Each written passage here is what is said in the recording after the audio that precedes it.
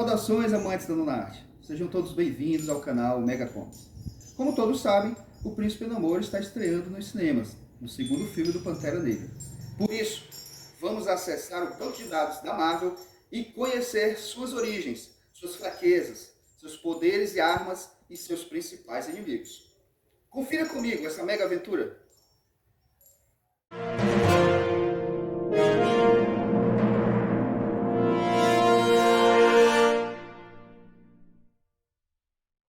Namor Mackenzie, o príncipe submarino, chamado de Namor the Submariner no original, é um personagem de quadrinhos da Marvel Comics. O personagem foi criado pelo escritor e desenhista Bill Everett para o Funnies Incorporated, um dos primeiros estúdios a produzir quadrinhos por demanda. A Funnies foi uma empacotadora americana de quadrinhos entre os anos 1930 a 1940, período conhecido como a Era de Ouro dos Quadrinhos. Fundada por Lloyd Jackett, forneceu o conteúdo dos primeiros quadrinhos, incluindo o da Marvel Comics número 1, com data de capa de outubro de 1939. A primeira publicação do que se tornaria a corporação multimídia Marvel Comics. Namor o Submarino é um dos primeiros heróis publicados na revista Marvel Comics número 1, em 31 de agosto de 1939, sendo esta a primeira revista em quadrinhos da Timely Comics, a predecessora da Marvel Comics. Mas sua primeira aparição se deu realmente nas páginas de Motion Picture Funnies Weekly Number 1, uma revista em quadrinhos norte-americana de 36 páginas, criada em 1939 e projetada para ser um brinde promocional dos cinemas. No Brasil, foi publicada em 1940, nas revistas Gibi, número 182 e 210 da editora Globo. Como cortesia de Bill Everett, o editor Marty Goodman expandiu a história de Namor, de 8 páginas em preto e branco, adicionou cor e a republicou em Marvel Comics número 1, ao lado do Tocha Humana original. Após um período sem publicações, o personagem foi recuperado por Stan Lee e Jack Kirby, na edição número 4 do Quarteto Fantástico, em maio de 1962. Para justificar sua ausência editorial, argumentou-se que ele se tornara um andarilho sem memória, até que o Tocha Humana, membro do Quarteto Fantástico, o encontrou e o ajudou a recuperar sua memória e poder. Namor também foi responsável pela reintrodução do Capitão América no universo Marvel, ao descobrir no Oceano Atlântico Norte um bloco de gelo, no qual Steve Rogers permanecera em estado de animação suspensa após ter caído de um avião robô experimental, nos últimos dias da Segunda Guerra Mundial. Namor era um herói para os Atlantes, mas para defendê-los, torna-se um vilão implacável, já tendo enfrentado os Vingadores, Quarteto Fantástico, X-Men, Inumanos e muitos outros seres do universo Marvel. A origem de Namor está relacionada à lendária Atlântida. A espécie humanoide a qual Namor pertence é chamada de Homo mermanus. Como características principais, tem a capacidade de respiração submarina, pele azul e olhos escuros. O pai de Namor, o marinheiro americano Leonard Mackenzie, embarcou em uma expedição à Antártida em 1920. O navio de Mackenzie procurava uma cidade lemuriana que, segundo Paul Destino, um dos passageiros, abrigava o mítico capacete do poder. No entanto, Mackenzie desconfiava das intenções de Destino com o capacete e causou uma avalanche para enterrar a cidade. Fazendo seu caminho para a segurança, Mackenzie colocou cargas explosivas para quebrar blocos de gelo, sem saber que Atlântida estava sob as águas. A cidade sofreu grandes danos, e o imperador Atlante Takor ordenou que sua filha Fen investigasse as causas das explosões. Capturada pela tripulação de Mackenzie, a princesa de pele azul acabou ficando a bordo do navio por várias semanas. Em uma estranha reviravolta do destino, Fen e Mackenzie se apaixonaram e se casaram. Takor, temendo que sua filha tivesse sido sequestrada ou morta, enviou um grupo de guerreiros atlantes para procurá-la. Pensando que ela era uma prisioneira, os atlantes massacraram a tripulação de Mackenzie e, aparentemente, o próprio Mackenzie foi morto. Depois disso, Fen voltou com o grupo de guerra para Atlântida. 9 meses depois, nasce Namor, o primeiro Homo sapiens Homo mermanus híbrido conhecido, cujo nome significa Filho Vingador na língua atlante. O jovem príncipe cresceu com um temperamento curto e desagradável e uma atitude hostil em relação aos habitantes da superfície, a quem ele culpa pela quase destruição de Atlântida. Durante a Segunda Guerra Mundial, combates entre navios causaram novos estragos em Atlântida, e o herói foi enviado pelo imperador Takor, seu avô, para se vingar. O Herdeiro do Mar começa seu ataque em Manhattan, onde acaba enfrentando o Tocha Humana original Dean Hammond. Namor é então convencido de que os vilões de verdade são os nazistas, e se une ao Capitão América, Buck, Tocha Humana, Ciclone e Miss América, integrando o esquadrão vitorioso na luta contra Hitler. Inspirado nos líderes do Império Romano, o brado de guerra de Namor, Imperius Rex, significa Rei do Império em latim. Quando as tropas nazistas atacaram Atlântida, no entanto, Namor se juntou à causa aliada, lutando ao lado do Capitão América e seus companheiros invasores. Atlântida evitou, em grande parte, os danos sofridos pelo mundo da superfície durante a Segunda Guerra Mundial, mas foi vítima de uma série de terremotos graves no final da guerra que destruíram grande parte da lendária cidade, e Namor novamente foi despachado para Nova York, onde entrou em conflito com Paul Destino, que finalmente obteve o capacete do poder e estava causando os terremotos. Seu poder destruiu grande parte de Atlântida, matando Takor e Fenn. Sob a compulsão do capacete, Namor retornou a Nova York com amnésia e tornou-se um errante abandonado. Eventualmente, John Storm, o segundo Tocha Humana, encontra Namor em um porto, reconhecendo-o após queimar o excesso do cabelo e barba que haviam crescido. Em seguida, o Tocha joga o Atlante ao mar, restaurando assim sua força e a maior parte de sua memória. Assumindo que os humanos destruíram Atlântida, Namor invade Nova York para vingar a destruição de sua terra natal. Mesmo depois que os sobreviventes da civilização atlântica o receberam como seu legítimo rei, ele passa os próximos anos guerreando contra o mundo da superfície, sendo, na maioria das vezes, combatido pelo Quarteto Fantástico.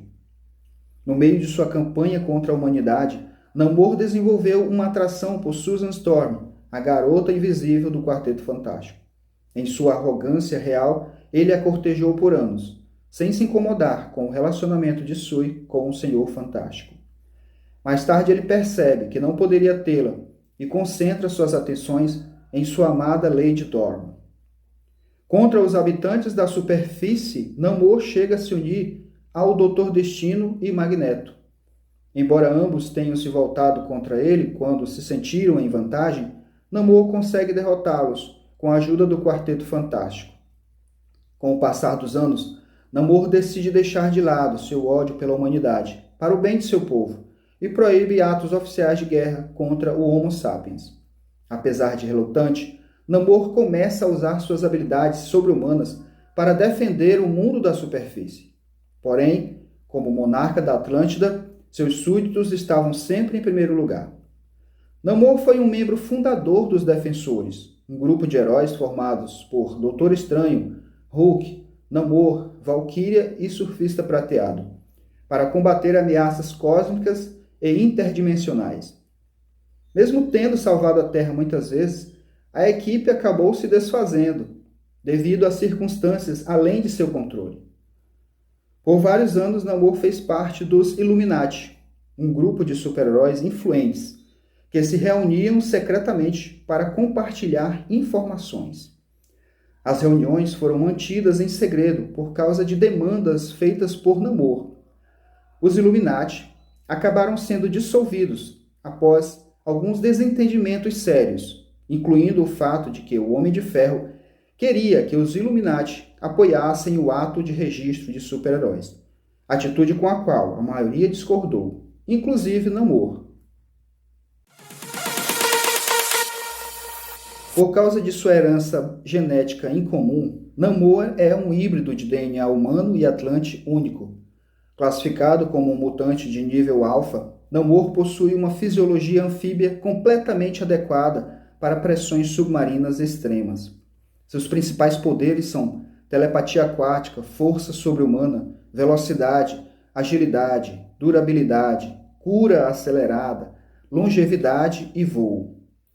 Namor tem a capacidade de sobreviver debaixo d'água por períodos indefinidos e possui uma visão especialmente desenvolvida, o que lhe permite ver claramente nas profundezas do oceano.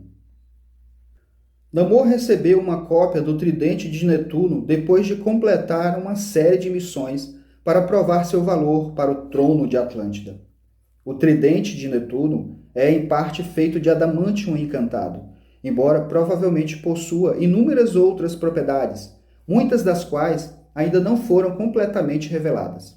Dentre outras coisas, o tridente permite a manipulação da água, capacidade de controlar qualquer corpo de água, criar elementais da água, navios de velocidade e outros veículos aquáticos com água, criar nevoeiros e tempestades de alta intensidade, convocar ondas de água para impulsioná-lo em grandes velocidades, além de criar terremotos, aumentando a pressão da água. Também é possível emitir feixes místicos, luzes ou lasers de muitas cores com atributos de cura, dano e maldição. É capaz de formação mística, um poder único para transformar objetos e até mesmo o portador em qualquer forma desejada com habilidades adicionais. O chifre de Proteus era uma relíquia atlante que permitia ao usuário invocar e controlar muitos dos monstros marinhos e mutantes encontrados no mar. Tudo o que se sabia sobre a origem do chifre é que era um presente dos primeiros atlantes.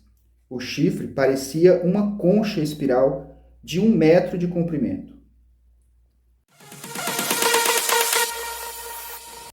Devido à sua linhagem misturada de raça atlante e humana, Namor possui certas dependências naturais e vulnerabilidades, tais como deficiência de água e desequilíbrio de oxigênio. Quando não exposto à água, muitos dos atributos físicos de Namor, como força, resistência e durabilidade, diminuem drasticamente. Namor demonstrou uma vulnerabilidade ao desequilíbrio de oxigênio, ao permanecer muito tempo na água ou no ar, resultando em mudanças de humor maníaco-depressivas. Criado por Roy Thomas e Gene Colan, Paul Destino era um telepata de circo conhecido como Mentalo.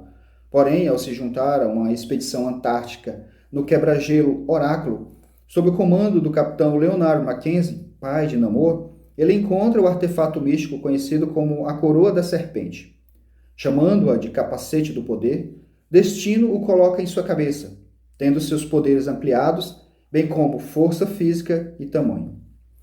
O Destino teria encontrado fama suficiente como telepata, mas a coroa afetou sua mente de modo que ele cobiçou o domínio mundial. Após descobrir uma civilização de Atlantes vivendo sob o gelo da Antártida, ele testa seus novos poderes, causando alguns terremotos em suas cidades. O imperador Atlante Takor envia seu neto, o príncipe Namor, para investigar. Namor luta contra Destino, mas é derrotado. Indefeso, ele é forçado a ver imagens da catástrofe, incluindo as mortes de sua mãe Fen e seu avô Takor. Usando seu controle mental, Destino transforma Namor em um mendigo amnésico. Durante anos, ele viveu em Nova York sem saber de sua verdadeira herança.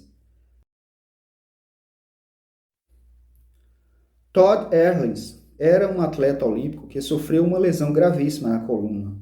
Submetendo-se a um experimento do Dr. Dorcas, ganhou velocidade e forças sobre-humanas, bem como a capacidade de respirar debaixo d'água, graças à manipulação genética que combinou seu DNA com os genes de Namor e um tubarão-tigre. O tubarão-tigre apareceu pela primeira vez em Príncipe Namor, o Submarino, número 5, e mais tarde ganhou mais habilidades, incluindo dentes com adamantium. Tubarão-tigre matou o pai humano de Namor nos quadrinhos, causando uma amarga inimizade entre ambos. Compartilhando conexões com os Eternos, Lyra é líder dos Lemurianos, uma raça submarina que muitas vezes entra em conflito com os Atlantes. Como Namor, Lyra também é uma híbrida entre Homo hermanus e humana, possuindo força e habilidades sobre-humanas, capacidade de mudar a cor de sua pele e se comunicar com criaturas marinhas. Devido às constantes mudanças de forma, ela adquire um transtorno dissociativo de identidade. Numa de suas tentativas para derrotar Namor, Lyra chega a sequestrar Lady Dorma e se passar por ela. Krang, o Usurpador, representa uma das maiores ameaças ao reinado de Namor na Atlântida. Quando Namor é declarado o novo rei, ele decide tomar o trono para si, aproveitando-se do poder que tinha como Senhor da Guerra de Atlântida. Após falhar em sua tentativa, ele é exilado, levando consigo parte do exército e prometendo vingança. Sendo um Atlante, Krang possui toda a força e resistência sobre-humana que os outros possuem, com a vantagem de poder respirar na superfície. Embora sua acuidade física diminua em terra, Krang está entre os melhores artistas marciais do universo Marvel. Atuma nasceu entre os Skarka, uma tribo que foi exilada de Atlântida por tramarem contra a família real. Atuma cresceu como um escravo e, mesmo sendo um Homo hermanus, ele ficou mais forte do que qualquer um de sua tribo. Seguindo uma antiga profecia, decide que seu destino é destronar o rei de Atlântida. Nenhum rival do rei Namor é mais perigoso que Atuma. Entre suas diversas tentativas, ele se tornou um conquistador, assumindo o controle de vários reinos submarinos, inclusive a lendária Lemúria. Além de sua fisiologia sobre-humana atlante, Atuma possui astúcia estratégica e uma determinação implacável para derrotar o soberano dos mares. Atuma tem seus poderes misticamente aprimorados quando descobre um dos 7 martelos dos dignos, tornando-se Necrod, o quebrador de oceanos. Sem trégua, ele ataca tanto a superfície quanto a Atlântida. Victor Von Doom, o governante de Latvéria, possui enormes recursos políticos, acumula inteligência suprema, ambição desmedida e capacidade ilimitada em um só homem. O intelecto genial de Doom supera em muito qualquer tecnologia atlante avançada, envolvendo viagens no tempo e outras habilidades extraordinárias. Além disso, ele tem um dom pessoal para a invenção de exércitos Doombot, com os quais pode investir contra a Atlântida. O Doutor Destino também figura entre os magos mais poderosos do universo Marvel. Sua busca insaciável por conhecimento e poder o tornam uma ameaça imprevisível e significativa para Namor, como já foi demonstrado várias vezes nos quadrinhos.